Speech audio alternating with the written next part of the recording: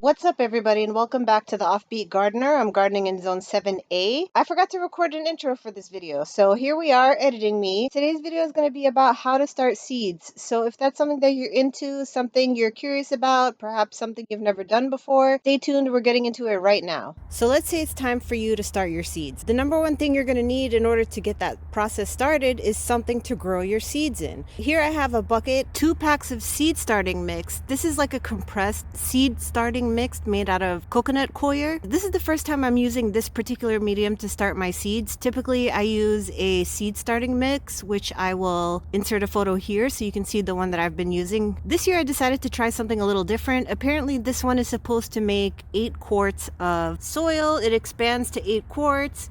Here's the back of the package in case you wanted to see how this process works. And you may be wondering, why do I have a bucket? The importance of the bucket is when you're using something like a seed starting mix like the one that I just inserted a picture of, or you're using coconut coir, or you're using any kind of peat moss based growing medium, it's highly likely that you're going to run into an issue with fungus gnats. Fungus gnats, their eggs kind of reside in the growing medium. So the whole purpose of the bucket, whether you're using seed starting mix or using something compressed like this, is that you want to put your soil in some kind of container. It doesn't have to be a bucket, it can be anything. And you're going to want to put boiling water inside the bucket or whatever vessel it is that you're using, because you want to kill those gnat eggs. The best way to do that, like I said, is to just get some kind of bucket, put your growing medium in there, put some hot water in it, some boiling water, so you can kill those eggs. But also your seed starting mix likely is going to be hydrophobic, so you're going to want to put water in your seed starting mix prior to planting your seeds anyway, because you want to make sure that your soil is able to absorb water. Now for me in this particular instance, it's kind of twofold, because I need the bucket to, number one, kill the fungus gnats, but more importantly, like I said, my seed starting mix is compressed. It's concentrated. So for me, I need a way to expand my soil before I can start putting it into my seed trays and starting my seeds. All right, I have a pot of boiling water here. I have 1 package of my coconut coir seed starting mix in this bucket, and I have a shovel ready to go so that I can mix up the soil with the water. So what I'm going to do now is take the hot water and put it into the bucket.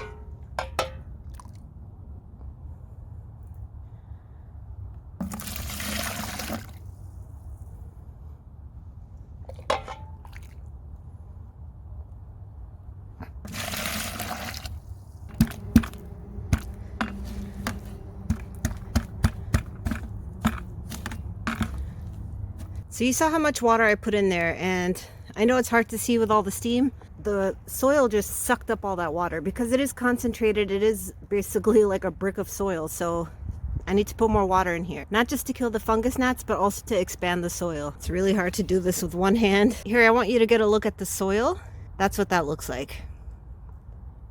Once you have that stirred up, you're going to want to let it sit for a little bit so that the boiling water has a chance to kill all the fungus gnats. It's still a little too liquidy for me to want to transfer directly into my seed starting trays even after this has cooled down a bit. So I'm going to let it sit for a while. Of course, you can always squeeze out the excess water. It's not a big deal, but I'm going to let this sit for a little bit so that the hot water has a chance to do its thing. And then once that's cooled down, we can wring out the excess water if there is any and transfer it to our seed starting trays. All right, guys, it's another day and I have used up 1 brick of that coir, however it's pronounced, a soil brick, and it filled up 3 trays and some change. So this one still needs a little bit of work. What I ended up doing, I did mix up that second brick and put hot water on it so that it could kill any fungus gnats or any yuckiness that might be in the soil that might emerge at a later time.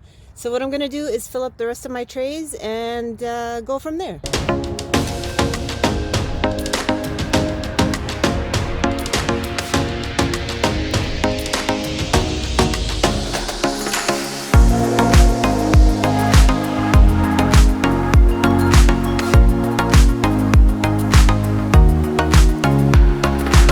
Something I want to show you guys when you're filling your seed trays, Right now, the seed tray looks like it's perfectly level and there's enough soil in here and whatnot. One thing I wanted to point out to you is that although your soil might look like it's good, because this is for seed starting, what you want is for the seeds to have, number one, enough soil to grow in while they're still tiny, but also you don't want them floating around all in there, and if once you water the tray for the seeds to get displaced or whatever. So what you're going to want to do is just take your fingers and kind of poke in those holes.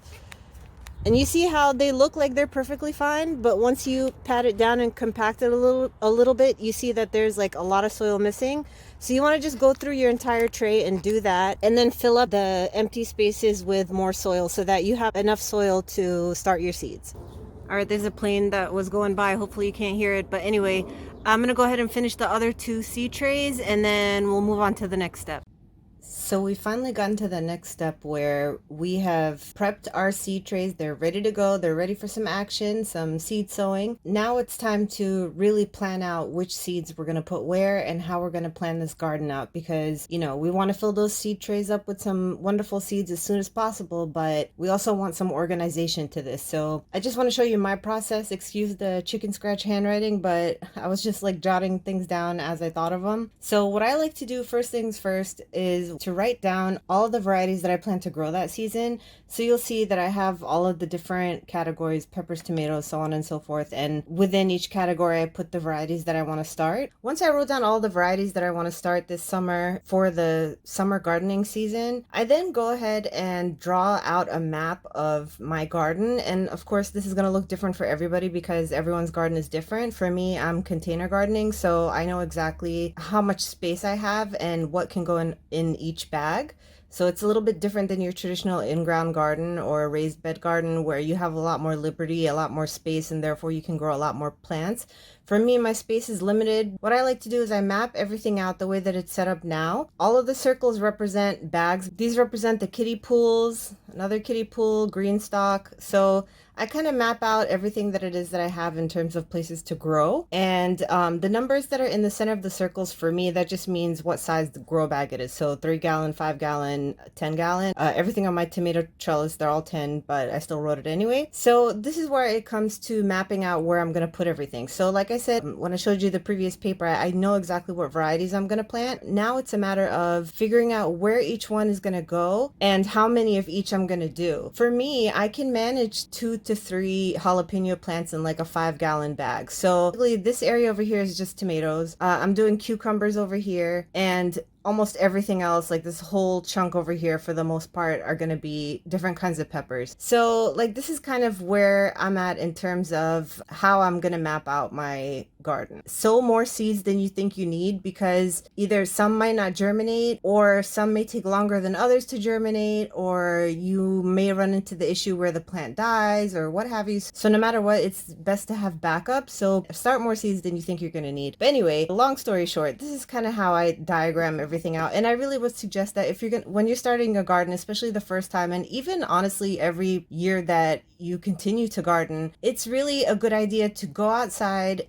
in your space, wherever it is that you're going to garden, take a look at everything, go take a piece of paper and a pen and go jot down, sketch out what your garden looks like. So once I have that sorted out, where I know what varieties I'm planting, then it comes time for seed starting. I have my seed trays here, and basically what I like to do to make life easy is I'll put just one marker for the entire seed tray, and then I'll map it out on paper. It's a little bit easier to do it this way. So this is how I like to do it. Of course, there's no right or wrong. You can do whatever you want. I start off with these trays, and then once the plants germinate and get a little bit big, then I'll transplant them to larger pots for the rest of the time that they're going to be indoors. And if you start your seeds in a different way, if you're doing it digitally on like an app, I'm not using any apps for gardening. So feel free to share those comments down below. Let other people know what apps are good out there, because I'm sure some people prefer to do things digitally. So if you know of any apps, please leave your recommendations down below. It's always cool to learn what other people do. All right, guys, starting seeds could not be easier. I'm about to show you how I do it.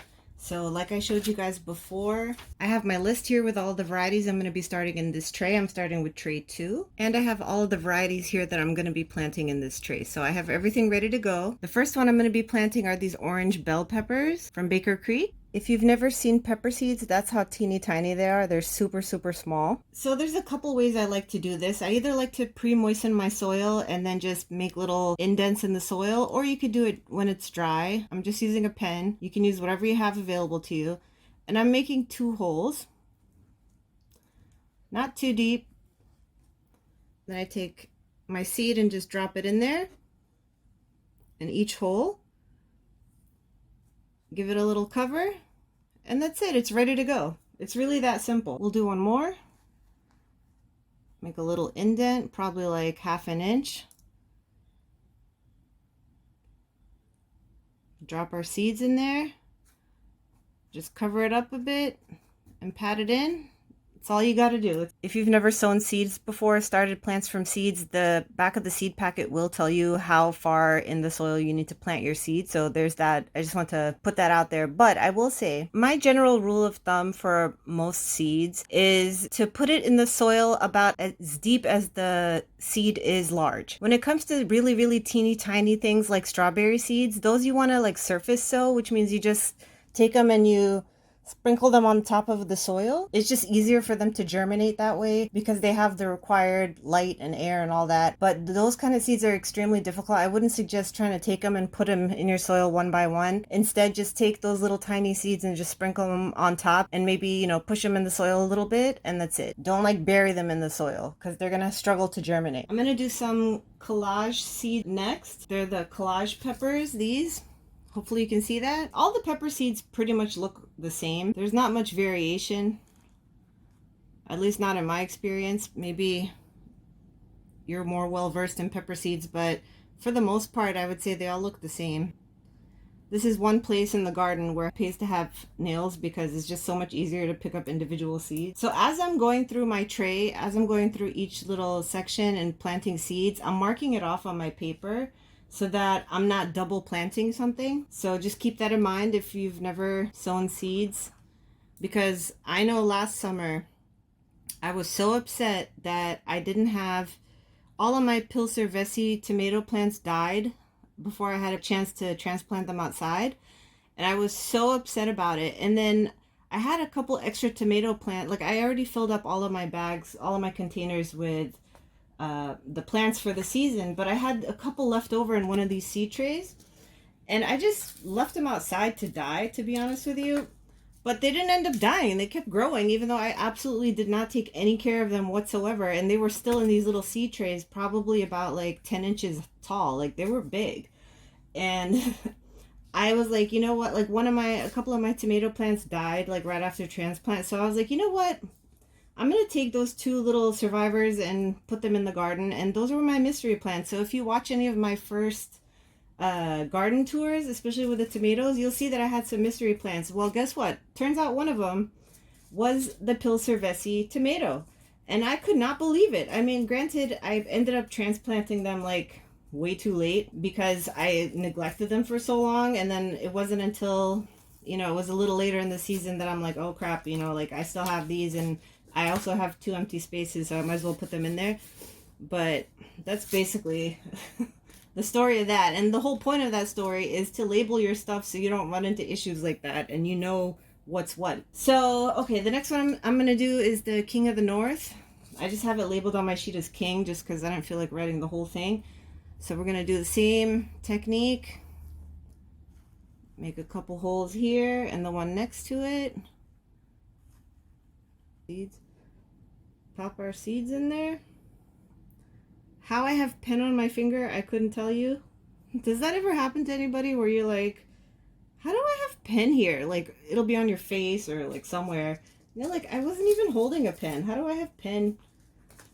Where did it come from? Why are you doing this to me? Oh, shoot. Uh-oh. Man down. Losing seeds here. Got those in there. Let's give those a little cover. All right. See, super easy. Okay, now that you've meticulously put all your seeds in your tray, what you don't want to do is take your water and just pour it on top of your soil here that you planted your seeds in. What might happen is you might displace the seed. So where even though you strategically put it in one space, once you pour water on it, it might move around. The best thing to do is to just lift up your tray and water it, bottom water it. What that's going to do is allow each individual seed cell to uptake the water from underneath, as opposed to splashing water around on the top, on the surface, and potentially displacing your seeds. So what you want to do is just let this sit in the water for a little bit. You'll see that over time the soil is going to start looking a little darker, and that's just because the water, you can see now it's not even floating anymore. That's because the water is being sucked up by the soil from the bottom, as opposed to watering it from the top. If once you see that your soil looks pretty saturated in terms of moisture, if there's any leftover water in the bottom of the tray, you can go ahead and dump that out. And then just from then on, just keep an eye on it and make sure that it's receiving adequate water, and continue to water it from the bottom as opposed to the top.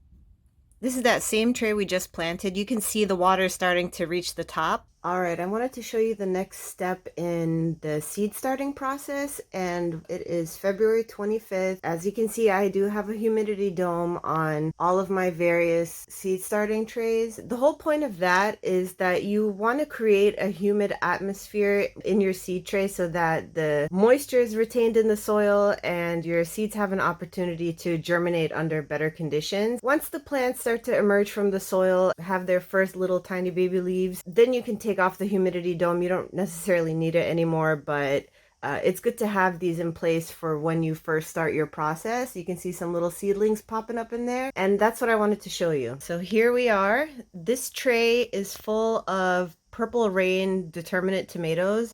You can see right there, I know it's a little hard to see because of the lighting. There's a little seedling there that popped up. There's one here that's emerging. All right, hopefully that's a little bit better. You can see it a little better. But that's what happens when the seed sprouts. I'll show you in a different tray what it looks like after this stage. Here we have some classic beefsteak tomato seeds. And at this stage, the plants have enough energy coming from the seed that they came out of to live their best life. But you are at some point going to have to supplement with lighting and fertilization, because this soil is basically sterile. Like, there's not much going on here. So I'm going to have to feed these plants with some sort of diluted liquid fertilizer. So right there in that corner, that little baby over there is a pumpkin spice jalapeno plant. So we got our peppers and we have our tomatoes popping up. So it's all very exciting. This growing medium that I used, it absolutely works perfectly fine. I had a little bit of concern because I had never used this growing medium before, but I'm not concerned anymore because we're getting some action in this soil. So that's good news. So if you were interested in using that soil brick that I used, rest assured that it does work and it's perfectly fine. Despite all the little hairy bits that are in there, the growing medium does work. So I just want to show you a little update on that, show you a little update on where the seedlings are at.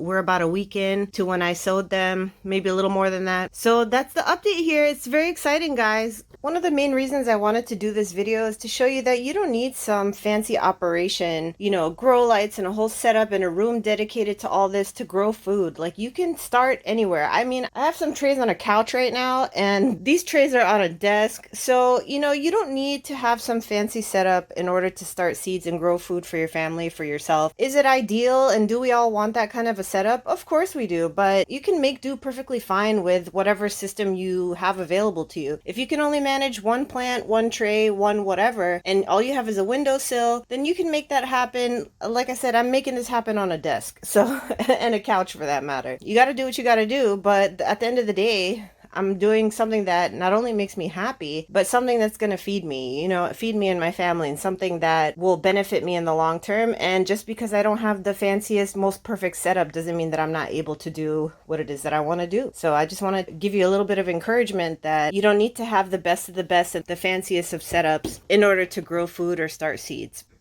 So this is basically how you start your seeds. If you have any questions or comments or anything you want to add, if you are a seasoned gardener and you want to throw some tips down in the comments, please, by all means, go for it. The more information we can share with each other, the better. Let me know how your seeds are doing. I want to know about your seeds. Have you started your seeds? What kind of stuff are you planning to grow? Where are they at in the germination process? I would love to hear from you. Thank you as always for your time. I really appreciate you being here and sticking around with me through my haphazard videos. So thank you for that, and don't forget to like and subscribe, and I will catch you in the next one. Bye.